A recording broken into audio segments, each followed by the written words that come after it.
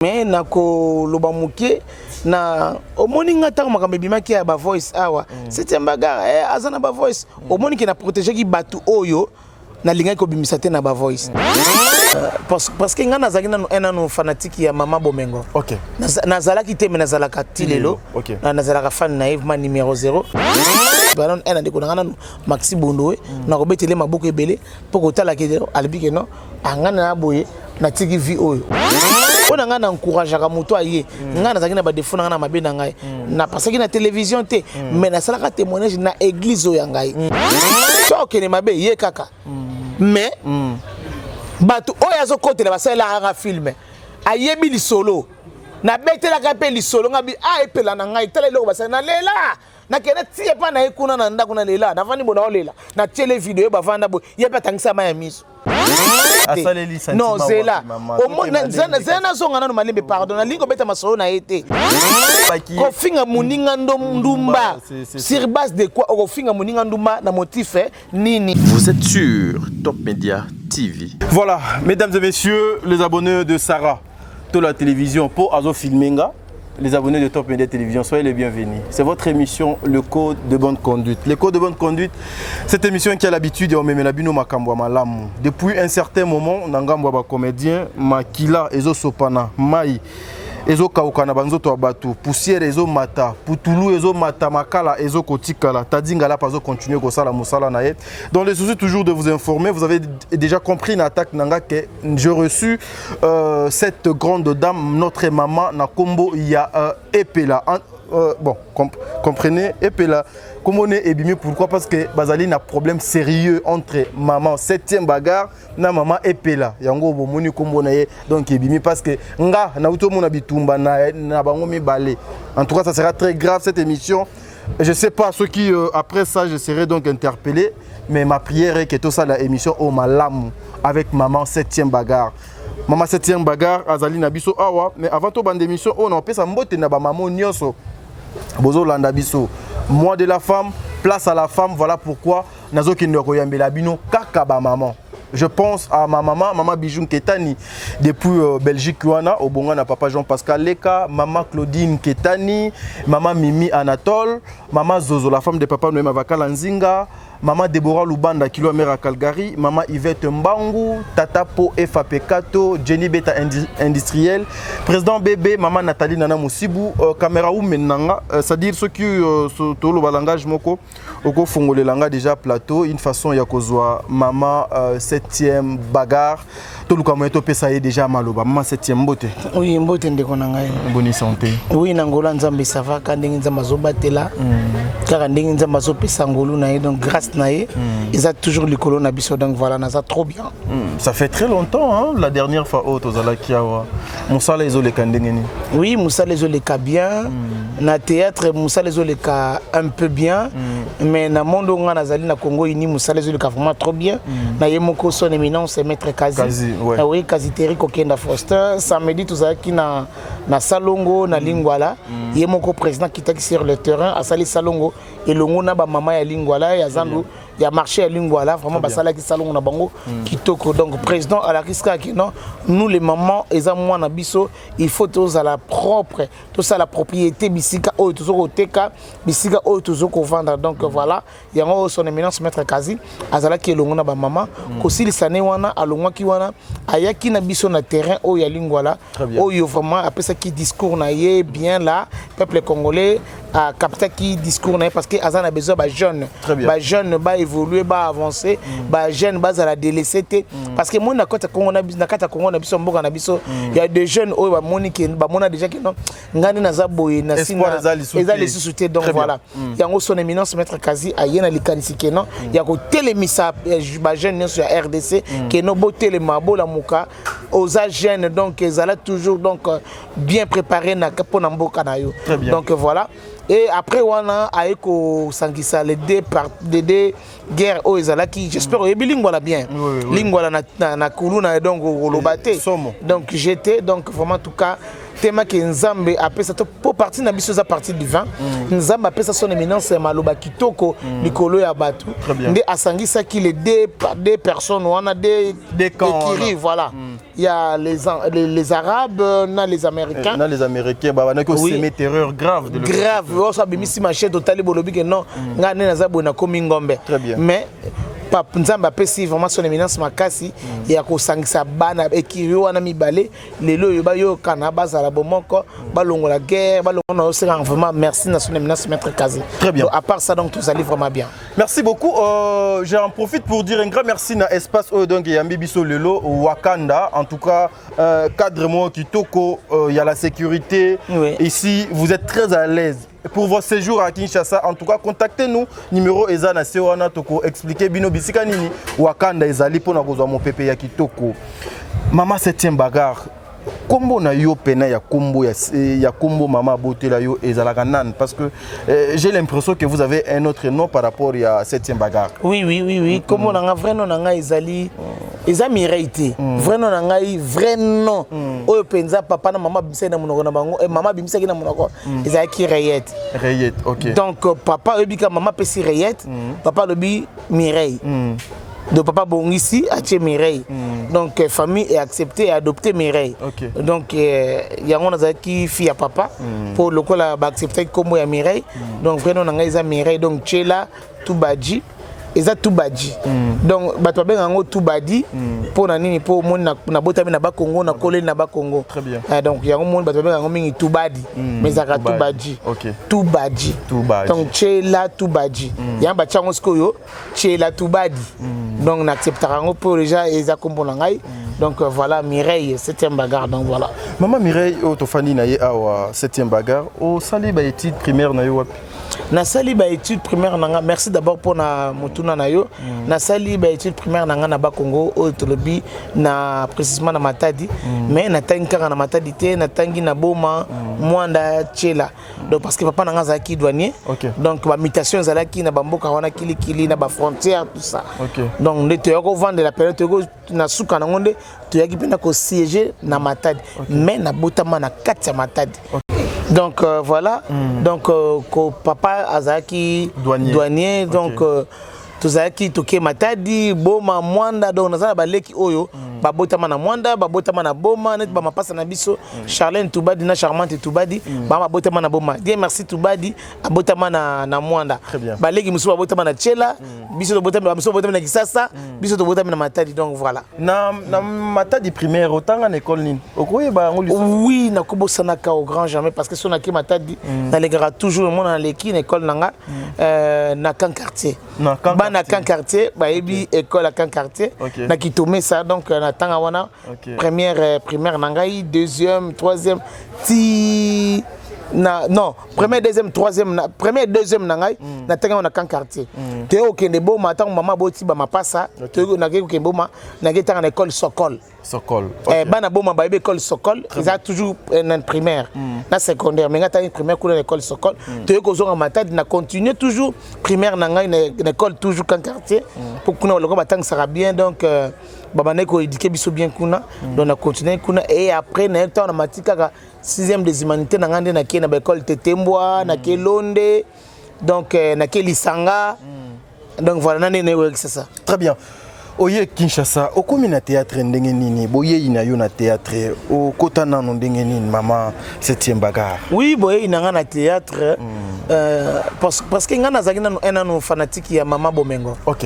Nazalaki te mais nazalaka tilelo na nazalaka fan naïve ma numéro 0 pour tout na bo moi na temps tous allez à la télévision ceux qui azo les la télévision vraiment en tout cas ngai au sentir ma famille vandi kimia pour ngana landa yena yo kandenga azo jouer ndenga azo loba pardon donc wana c'est rien va RTNC kaka na ba TV l'émission ba kaka wana soit faut zo pince au ballon sango voilà au moins ceux qui image ezo bina boye ezo bina et na président ga son éminence maître Kazi ay ba sirona image ezo bina boye wana mona bayana ngai ya poli forcément les champions na pesa bambote na Londres wana bomona baye ba hotel mslanga télévision bo pour mwana bango ata la théâtre bien donc voilà beso eka ekimi esali ba loso ba betelinga boum boum boum boum boum pour ezonga pour ata la théâtre bien donc voilà.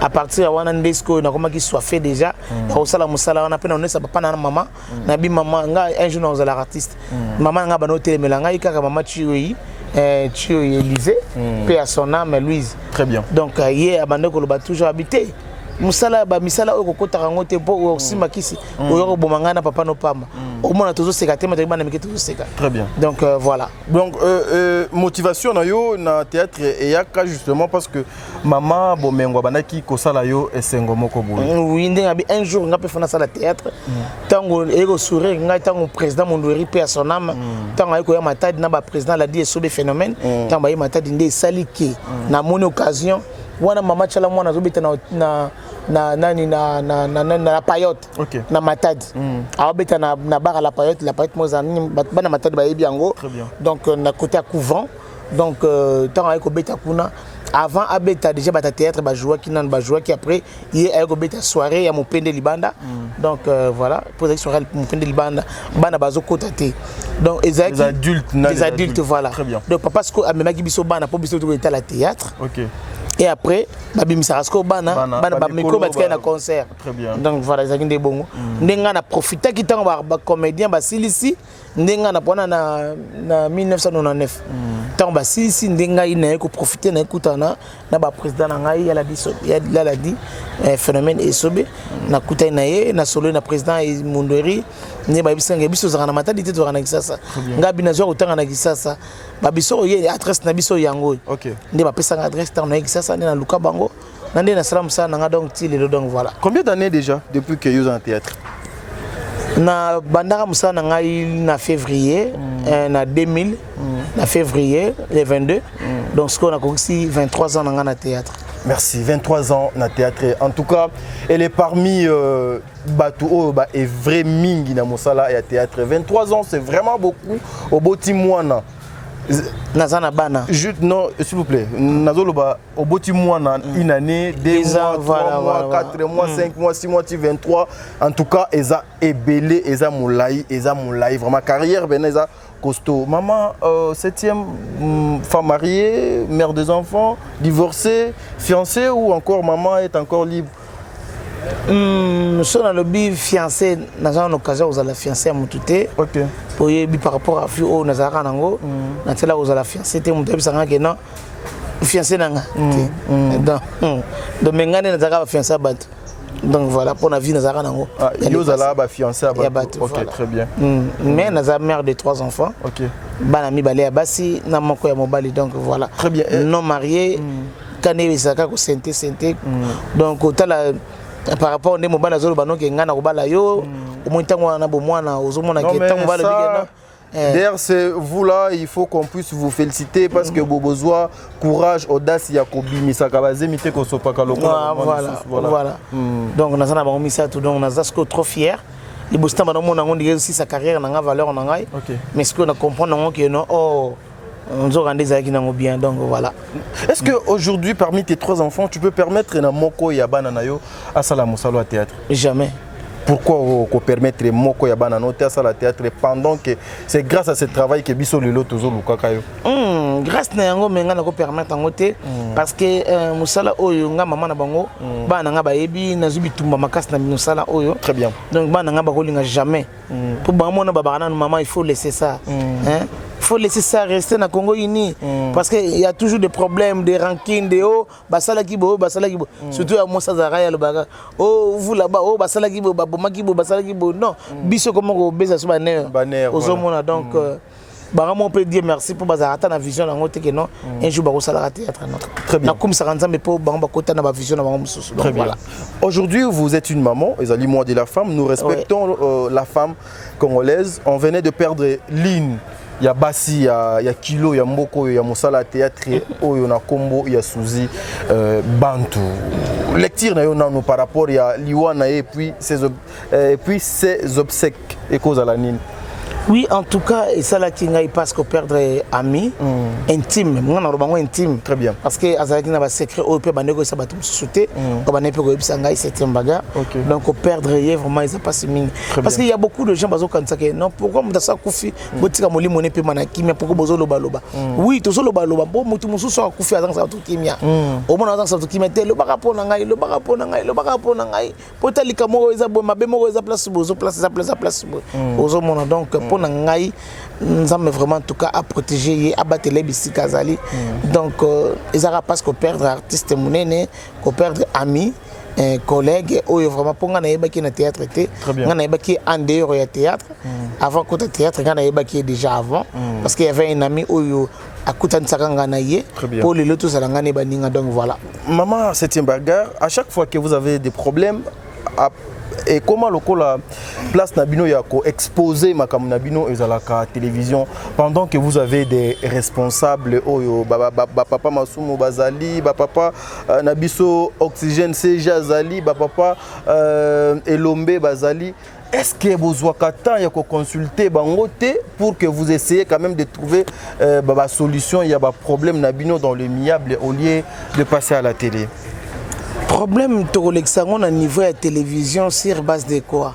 Par exemple, n'est-ce est-ce qu'il faut qu'il n'y ait pas de conduite pour que non, tous les canaux de télévision ou pas? Non. Au moins, nous sommes tous les canaux de télévision. Et donc, c'est qu'il n'y ait pas de conduite, pourquoi tu l'as dit que non, il faut que moto azaki na mabena moto azaki na bolamu na ye ozomo et c'est rentré non to qui n'est pas bakondi soki o senga to qui pas bakondi lo ba soki tam susu to za na bagien na biso ba to za envie biso na biso ndego senga ke non to qui ne to kutana bakondi to fantsa makambo to ba ke non et logo ki ngai na sala logo ki ngai na sala c'est pe na ngote wana de to fantsi makambo donc voilà 13 ans de carrière 23 ans j'allais dire en quoi maman septième bagarre maman nanga Mireille on a fandine na kitiawa Congo est cause à la fière, il y a maman septième bagarre pendant 23 ans de carrière. Oui, Congo est cause à la fière nanga na makambo ebele. Non, quelqu'un na logo moko. Très bien. Parce que mutu na mutu azana jouer naie, azana façon d'être naie. Nga na azana jouer nangai. So na kutani par exemple, moi so na kutani na restaurant tant moni nga bavana mobile naie. Et là bossa lobi na sepela sa façon ta façon de jouer. De jouer oui. Aux hommes. Et ça linga déjà bien. Et c'est ouais. Donc mutu a sepela ka na jouer nangai, na ndenge na incarna ka barol nangai. Très bien. Aux hommes. Les deux mutu na mutu ayana par exemple, il y a beaucoup de gens, il y a beaucoup de dames, so moni bango, ba monika moi smoko lumbinga munene pembe, mwindu, ba bengi toujours septième bagarre. Septième bagarre. Et surtout sur moni fi moi za makamakazi. Makamakazi au pena septième bagarre. Déjà naza trop fier na yango.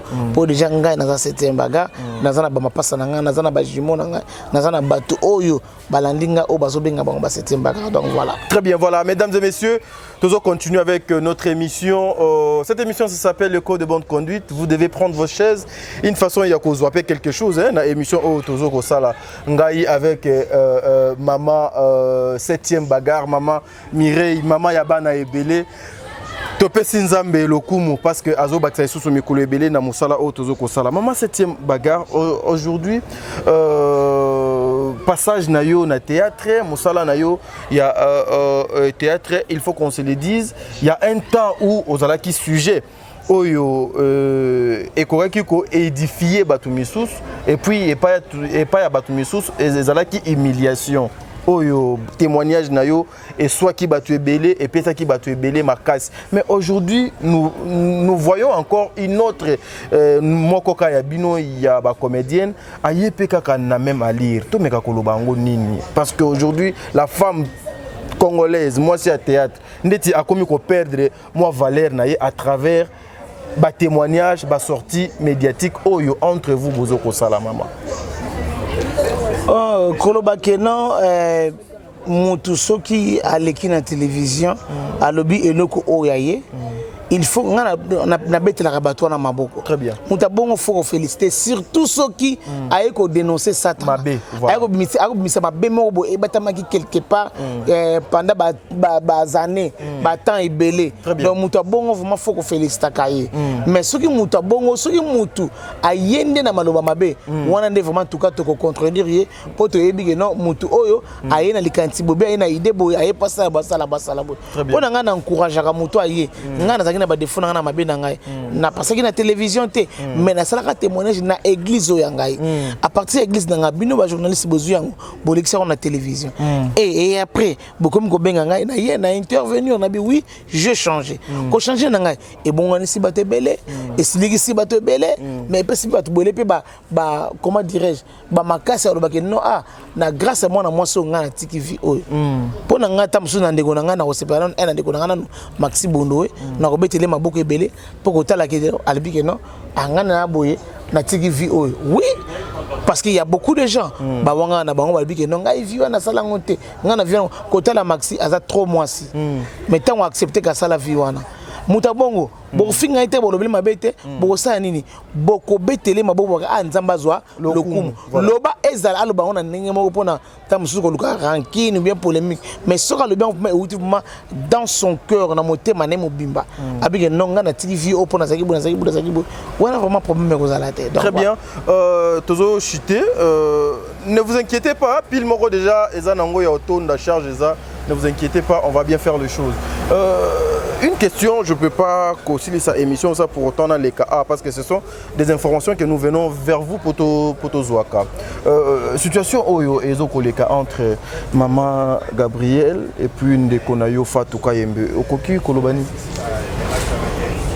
Pour la ngana zali kamarolo ba penzate parce que bazana bo moyi baza envie mais nako loba muke na omoni ngata ko makambe bimaki ya ba voice awa c'était mbaga azana ba voice omoni ki na protéger ki batu oyo na linga ko bimisate na ba voice bosiko loko ngana mituna ki ba voice oya bango na mta bimisi en po ba bazana bo moyi siko yo pe ya yo ba voice wana obombelaka yango ni te na sina efasa on a tourné page parce que prophète nanga prophète connaît Paul Dominique avec maman faut effacer ne faut retourner page so loko ngana mituna ki siko ya batu wana siko ba bomba ki ba voice nani mutu a publié ba voice wana parce que bazala ki deux personnes ba sola qui ont deux personnes entre le défaut et ba bango balé boyba na bango balé wana nani mutu a publié ki ba voice ya moninga donc voilà très bien voilà cette question est supportée en tout cas dans tout Noango.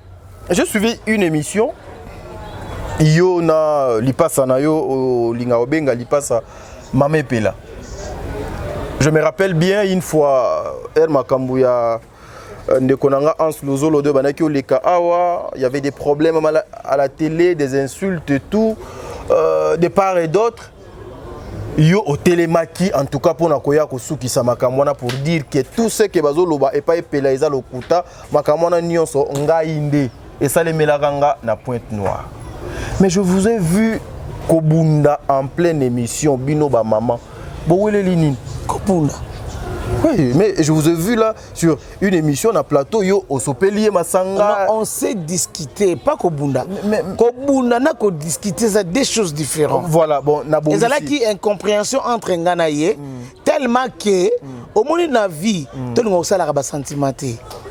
Surtout ça là sentiment na vie eza malamu te et loko ya sala ki eza sentiment pona nini à côté li mutu moko ngani ngo zala ingratité non c'est là au moins zana so ngana no malembe pardon na lingo beta masolo na été pona zana besoin beta masolo ya mutu ngo to tangi kombo wana comment on est Pela lelo yo là pardon yo beta masolo c'est ma sœur je l'aime beaucoup mais après singa ne passe après singa passe pour akoy ko sala loko o ya sali wana te. Vous comprenez? Ngana boy ite na motema mukuse kana mukuse elle me connaît mais à quoi comment dirais-je quoi agir voilà na façon wana te vous comprenez parce que Maxi Bondowe aza mutu na ye vous comprenez to yaka na matanga pululu awa to zaka ba ingratité na matanga pululu awa mutu yambaka biso nani Maxi mutu yamba na théâtre zaka te mais ngai na ye to yamba Maxi yamba biso to vanda to leto mela to bimisa ba mutongina ba mbongo mais to bimisa te Maxi abimisa bambongo toleto mela kabela biso bambongo mais yeke no leka na TV baninga non Maxi za mabe pona bona po azaki ndumba ye ayebaki ko finga muninga ndumba sur base de quoi ko finga muninga ndumba na motif nini ozo comprendre et le ko ngana sepelité yango wana bon na lingo lo bango mingi te parce que c'est mon ami parce que na lo ba mingi et comme ninga ah 7e ndenge bozala kana ye poko lo bindengo wana mais déjà elle a mal fait elle a mal agi na moni ye pe donc komo kinde mabe na oh yem azaka na ingrate yem tu so kene mabe wana etali na nkai nga za nga kuna te so kene mabe etali kaka ye mais nga na yebi ke non c'est ma sœur je l'aime beaucoup so kene mabe ye kaka mais batu oya zo kotela basala nga film ayebi li solo na betela ka pe li solo nga bi a epela na ngai tele loko basala na lela na kene tie pa na ekuna na ndako na lela na vani bona olela na tele video ba vanda bo ye pa tangisa ma ya miso basala film basala nga film film pe mutu wana mdaka actrice principale c'est oh jouera 7e bagarre c'était elle donc bazu mais nazana problème na ye oui nazana te vie na ngai te pas basala ngo lokola ba problème moko boye mais na kipa yango tata ki un enfant de Dieu na beta yango kara ozomo mais siko yo siko nga naza mutu na yo na boy to kokotela no mutu mais vous tela siko te o likambo za siko ya batu na nga ye makambo ngindaka awa na ansuluzola na mtakotela kai même mutu azo kotela na kotela kai na plateau na nga pena yo pena ondima au côté te babila musuto ba ona ndenga solo na kotela kai mon film au théâtre ya kata théâtre le batabo na bo azoka problème ye na nani na ki na président na ye nani ki nani ngadiadia na kotela ka film au théâtre le kale bozo nganga na le kaka bo siko pourquoi ko sala nga mabe na boy te na za ba défaut nga na ba erreur na ngai